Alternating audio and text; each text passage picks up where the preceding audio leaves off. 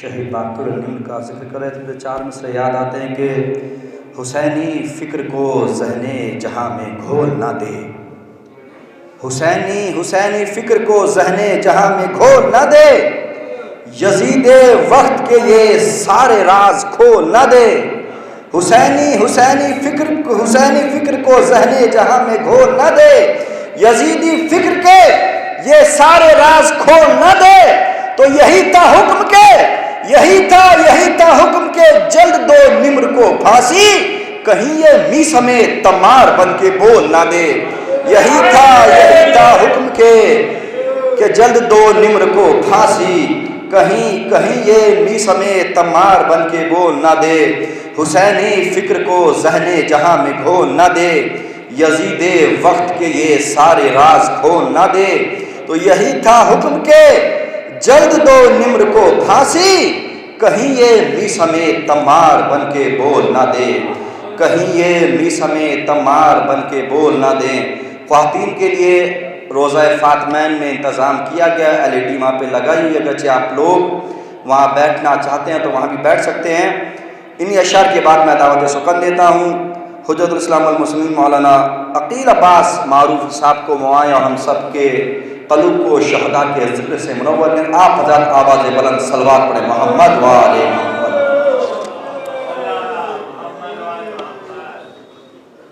السلام علیکم ورحمۃ اللہ وبرکاتہ۔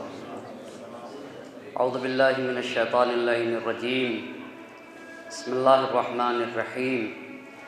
قال اللہ سبحانہ تبارک و تعالی فی کتابہ الحکیم وقولہ الحق۔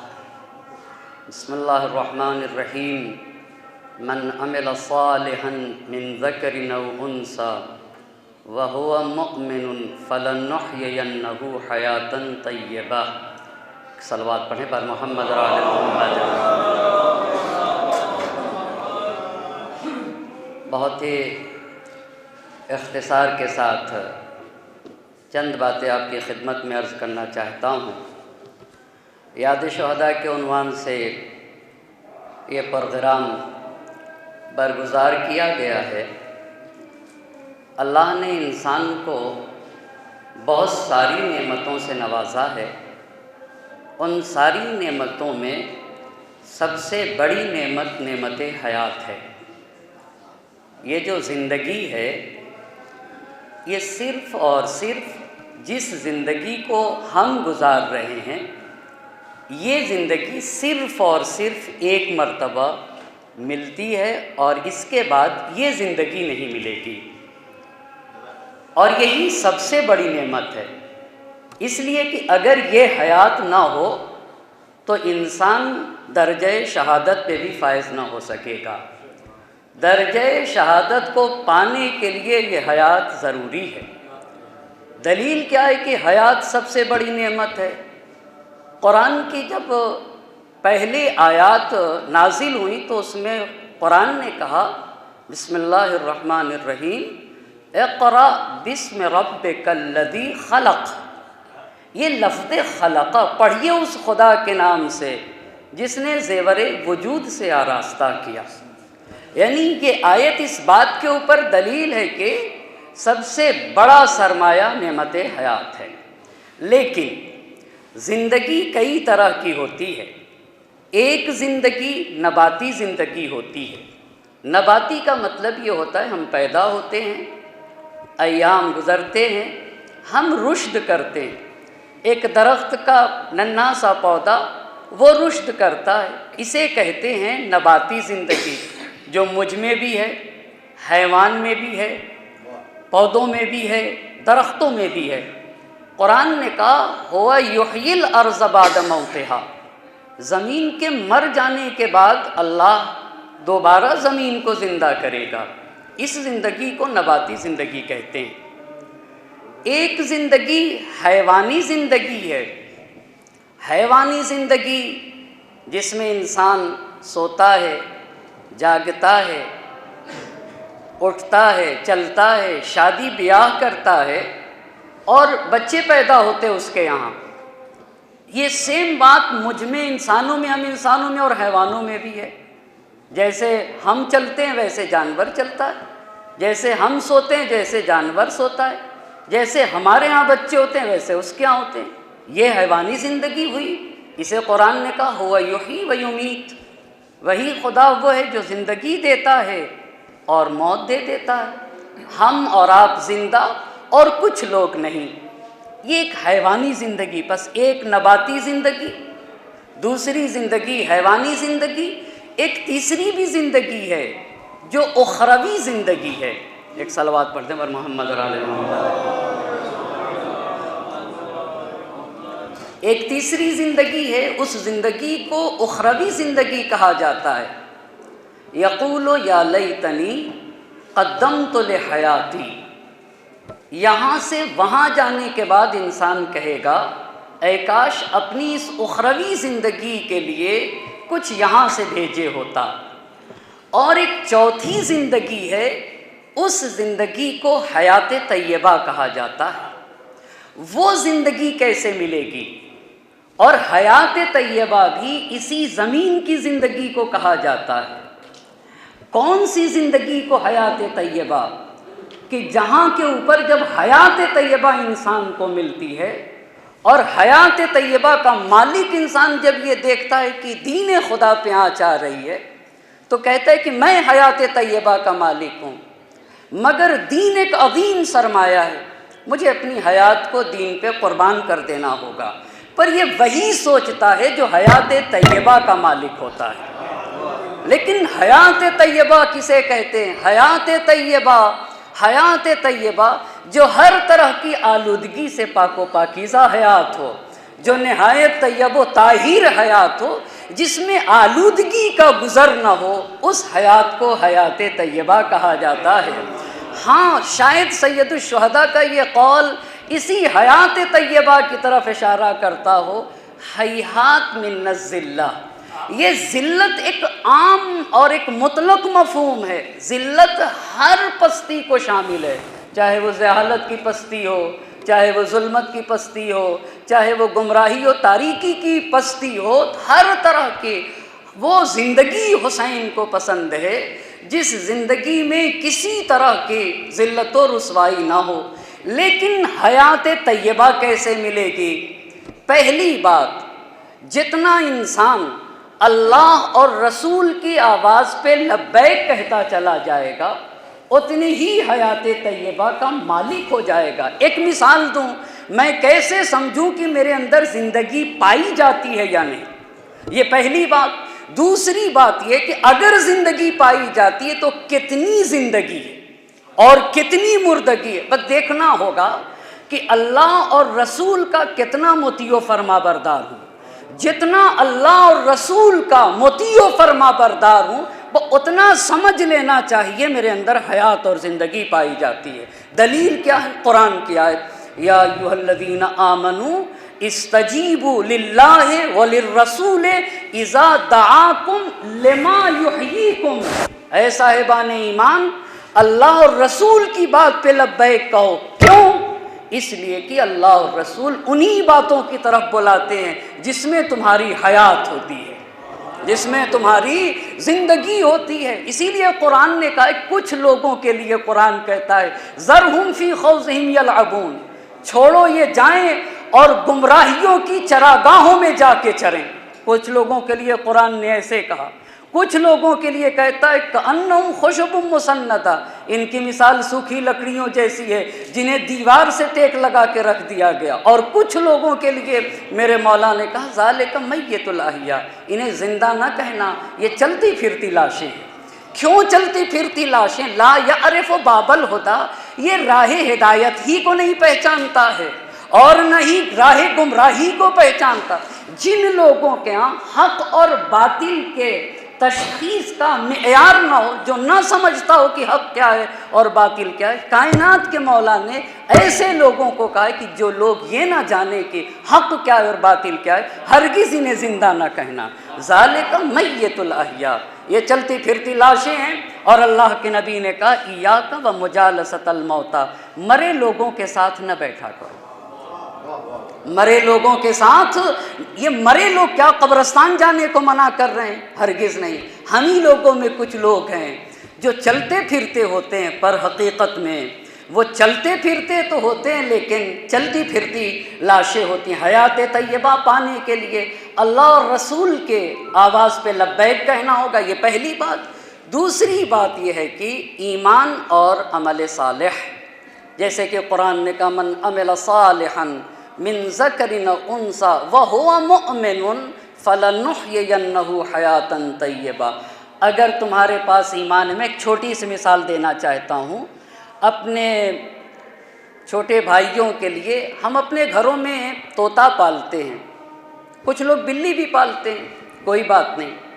اتفاق سے طوطا مر جاتا ہے یا بلی لے کے چلی جاتی ہے تو 15 سال کا بچہ رونے لگتا ہے، کبھی کبھی بزرگ رونے لگتے ہیں، ارے بھائی 5 سال سے طوطا پلا ہوا تھا، بلی کھا گئی۔ کیوں روتے ہیں؟ کیوں روتے ہیں؟ اس لیے کہ طوطے سے محبت تھی۔ مگر جب کوئی قرآن کی توہین کرتا ہے، جب کوئی دین کی توہین کرتا ہے، جب کوئی اللہ اور رسول کی توہین کرتا ہے تو میرا اتنا بھی دل نہیں دکھتا جتنا ایک طوطے کے چلے جانے پہ دکھتا ہے۔ اس کا مطلب کیا ہوا؟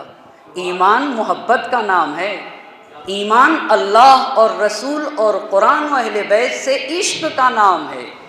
کہا حیات طیبہ کے لیے ایمان اور عمل صالح ضروری ہے، ایمان ہی کے نتیجے میں عمل صالح آتا ہے۔ ایمان نہیں تو انسان عمل صالح نہیں کر سکتا، اور عمل صالح کے نتیجے میں انسان کا ایمان زیادہ ہوتا ہے۔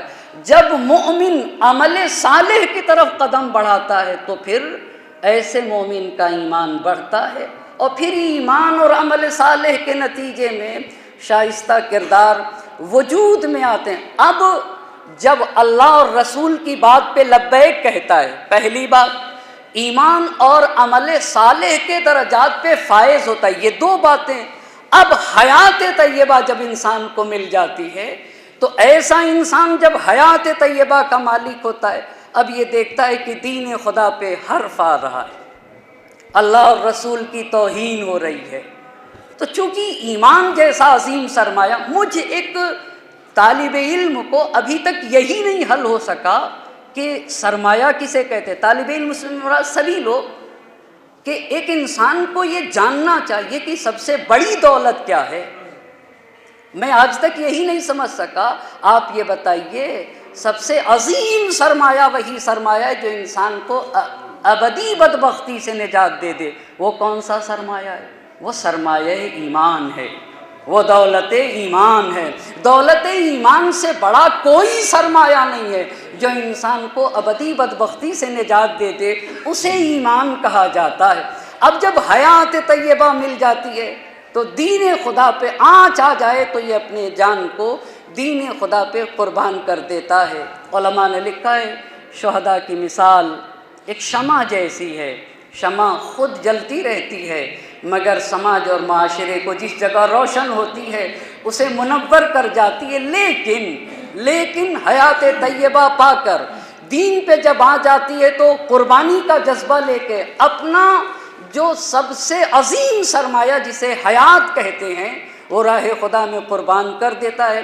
جن شہداء کی یاد کا یہ پروگرام ہے، انہوں نے حیات طیبہ پا کے ان کے یہاں جو شہادت کا جذبہ آیا وہ کہاں سے آیا ہے؟ وہ کربلا کے محسن انسانیت اور شہید انسانیت سید الشہداء حضرت ابا عبداللہ حسین علیہ السلام کے ایک عظیم یادگار کربلا نے ہمیں جذبہ شہادت اور ہمیں قربانی کا جذبہ دیا ہے۔ اس عظیم محسن انسانیت حسین کے لیے جب جوش نے خراج عقیدت پیش کیا تو ایسے کہا ہے، قطرے دل میں لیے ایک سمندر تھے حسین، ذات واحد میں سمیٹے ہوئے لشکر تھے حسین، دین آداب رفاقت کے پیمبر تھے حسین، جان دینے پہ جب آئے تو 72 تھے حسین، جان دینے پہ جب آئے تو 72 تھے حسین، سرفرشتوں کے یہاں آج بھی خم ہوتے ہیں، ایسے انسان رسولوں میں بھی کم ہوتے ہیں، ایسے انسان رسولوں میں بھی کم ہوتے ہیں۔ حیف جس قوم کا سلطان ہو ایسا انسان، حیف جس قوم کا سلطان ہو ایسا انسان، وہ رہے خستہ پریشان معطل حیران، حیف جس قوم کا سلطان ہو ایسا انسان، وہ رہے خستہ پریشان معطل حیراں، نہ شرر بارے ترنگی نہ دہکتے ارماں۔ آخر تم میں جمود کیوں پایا جاتا؟ تم میں تاریکی کیوں پائی جاتی؟ تم میں گمراہی کیوں پائی جاتی؟ تم میں آگے بڑھنے کی تمنا کیوں نہیں پائی جاتی؟ حیف جس قوم کا سلطان ہو ایسا انسان، وہ رہے خستہ پریشان معطل حیران، نہ شرر بارے ترنگی نہ دہکتے ارماں، جس کی آنکھیں فقط آباد ہوں سینے ویراں۔ جوش نے کہا اپنے سینوں کو آباد کرو نا، صرف آنکھوں کو آباد نہ کرو، آنکھوں کے ساتھ ساتھ اپنے سینوں کو آباد کرنا ہوگا۔ تو سینوں کو کس سے آباد کیا جائے؟ جرأت سے آباد کرو، ہمت سے آباد کرو، وفا سے آباد کرو، طہارت سے آباد کرو، پاکیزگی سے آباد کرو، شہادت کے جذبے سے آباد کرو۔ حیف جس قوم کا سلطان ہو ایسا انسان، وہ رہے خستہ پریشان معطل حیران، نہ شرر بار ترنگی نہ دہکتے ارماں، جس کی آنکھیں فقط آباد ہوں سینے ویراں۔ جرأت و ہمت و ایثار و وفا کچھ بھی نہیں، ذکر مولا پہ کراہوں کے سوا کچھ بھی نہیں، ذکر مولا پہ کراہوں کے سوا کچھ بھی نہیں۔ زندگی شعلہ جب والا ہے گلزار نہیں، موت کا گھاٹ ہے یہ مصر کا بازار نہیں، اپنے آقا کی تاسی پہ جو تیار نہیں۔ زندگی شعلہ جب والا ہے گلزار نہیں، موت کا گھاٹ ہے یہ مصر کا بازار نہیں، اپنے آقا کی تاسی پہ جو تیار نہیں۔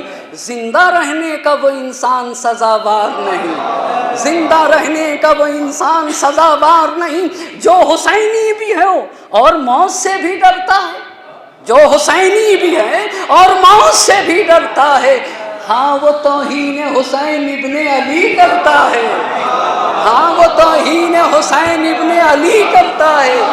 جو حسینی بھی ہو، جو حسینی بھی ہو اور موت سے بھی ڈرتا ہے، ہاں وہ توہین حسین ابن علی کرتا ہے۔ اللہ اللہ، جب شہادت کا جذبہ لے کے انسان نے پھر جوش نے ایک تقاضا کیا ہے، وہ اس طرح سے کہتے ہیں، بے درد کے حسرت کو نکلتے نہیں دیکھا۔ خدا کی قسم اگر شہادت کا جذبہ ہے نا تو یہ جذبہ شہادت ہر ظالم کو نیست و نابود کر دے گا۔ وہ کیسے نیست و نابود کرے گا؟ بے درد کے حسرت کو نکلتے نہیں دیکھا، کاغذ کی کبھی ناؤ کو چلتے نہیں دیکھا، ظالم کو کبھی پھولتے پھلتے نہیں دیکھا، ٹھوکر ہے یہ وہ جس سے سنبھلتے نہیں دیکھا، وہ تخت ہے کس قبر میں، وہ تاج کہاں ہے؟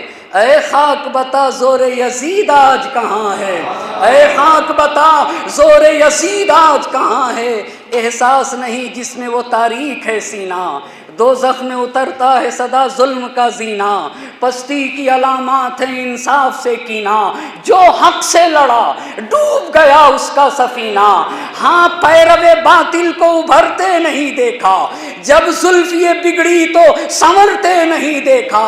اے قوم وہی پھر ہے تباہی کا زمانہ، اے قوم وہی پھر ہے تباہی کا زمانہ، اسلام ہے پھر تیر حوادث کا نشانہ، کیوں چپ ہے اسی شان سے پھر چھیڑ ترانہ، تاریخ میں رہ جائے گا مردوں کا فسانہ، مٹتے ہوئے اسلام کا پھر نام جلی ہو، لازم ہے کہ ہر فرد حسین ابن علی ہو، مٹتے ہوئے اسلام کا پھر نام جلی ہو، لازم ہے کہ ہر فرد حسین ابن علی